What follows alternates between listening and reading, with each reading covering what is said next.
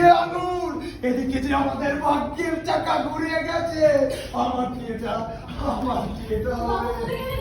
হ্যাঁ, সাথে এও বলেছে ওই শালা থাকছে না। শালা ঘাট থেকে নামছে, আমি কালীঘাটে জোড়া পাঠা দেবো। শালা এমন ভাবে তাকায় যেন আমার গায়ে জামা নেই।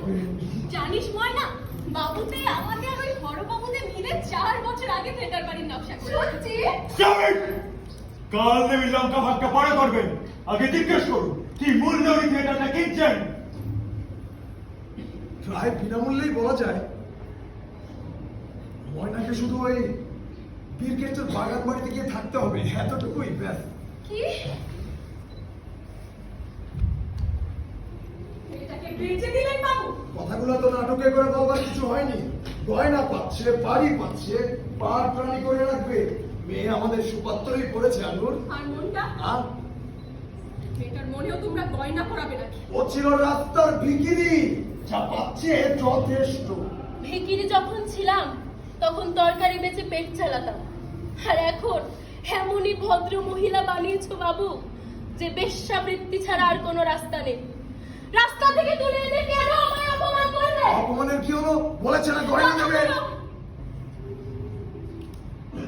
কথাগুলো একটু বুঝে বলো বাবু। গয়নার জন্য সবাই নিজেকে বেচতে নাও পারে। তুমি হয়তো থিয়েটারের জন্য নিজের ইজ্জত বেচতে পারো, কিন্তু সবাই এত সস্তা নাও হতে পারে। আমি বাবুকে বলে দিয়েছি ময়না যাবে। আপনার কোনো মোরালিটি নেই, নীতিবোধ ন্যায়বোধ এসব আপনার হাতেই নেই। নীতিবোধ দিয়ে চললে থিয়েটার করতে হতো না। ওই বীরকেশ্বর দায়েদের মতো লোকের মাথায় কাঁঠাল ভেঙে শহরে থিয়েটার করতে হয়, আর আমি তাই করে আসছি। এতদিন তাই বলে একটা সতীর্থ রেখে খেলবে? সতীত্ব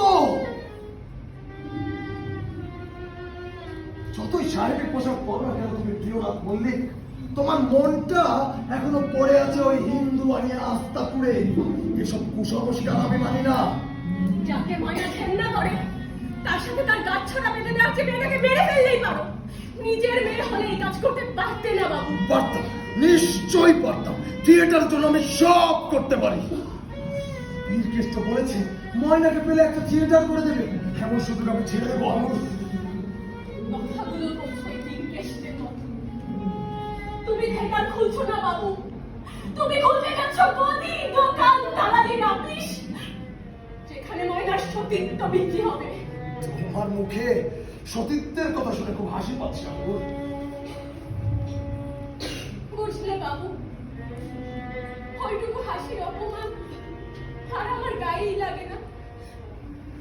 ময়না, তুই চলে যাই ঘর ছেড়ে। ময়নাকে না পেলে বীরকেষ্ট দল তুলে দেবে, তখন কি করে খাবে? খেলে খাবো।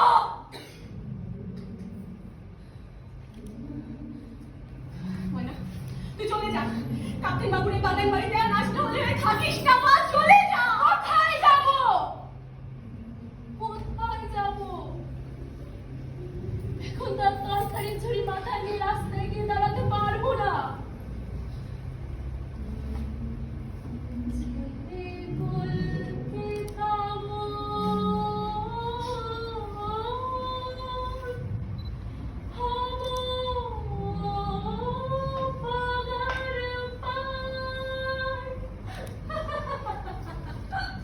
এখন এমন ভদ্র মহিলা বানিয়েছো বাবু যে খেটে খাওয়ার উপায় পর্যন্ত হারিয়ে ফেলেছি। দাঁড়িয়ে আসো কেন? নিয়ে যাও ওকে। ময়না চলো। দাঁড়াও।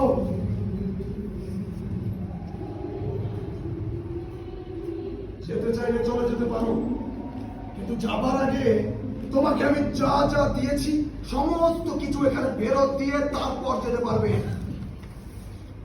ময়না, গয়নাগাটি যা আছে সব খুলে দাও। গয়না? এবার মুৎসুদ্দির মতো কথা তুমি কইলে প্রিয়নাথ মল্লিক। নগদ ছাড়া কিছু বোঝো না। ওকে আমি যা যা দিয়েছি সমস্ত কিছু ও ফেরত দিতে পারবে, পারবে শঙ্করীকে ফিরিয়ে দিতে। আমি শঙ্করীকে চাই। হে কি, তুমি কার জন্য মায়া কান্না কাঁদছ? ওকে, ও আমার সৃষ্টি, আর তোমরা কোন অধিকারে আমার সৃষ্টিতে ভাগ বসাতে এসেছো? ওর পুরোটাই আমার। তোমাকে আমি যা যা দিয়েছি সমস্ত কিছু এখানে ফেরত দিয়ে তুমি বাবা যেখানে খুশি চলে যাও, আমার কিচ্ছু যায় আসে না। ওসব কি দিয়েছিলে সেই কল্পনা আমার জন্য নাকি মুক্তি দেওয়ার জন্য? বীরকেষ্ট অভিনয় করতে দেবে আম্মুর, এটাই ওর মুক্তি। অভিনয় ছেড়ে দিয়ে ওই প্রিয়নাথের গেরস্তের বউ হয়ে যদি বাকি জীবনটা কাটিয়ে দেয়, সেটাই হবে বাদিগিরি, বেশ্যাবৃত্তি, পতিতাবৃত্তি। ময়না কালী বীরকেষ্টের বাড়ি যাবে।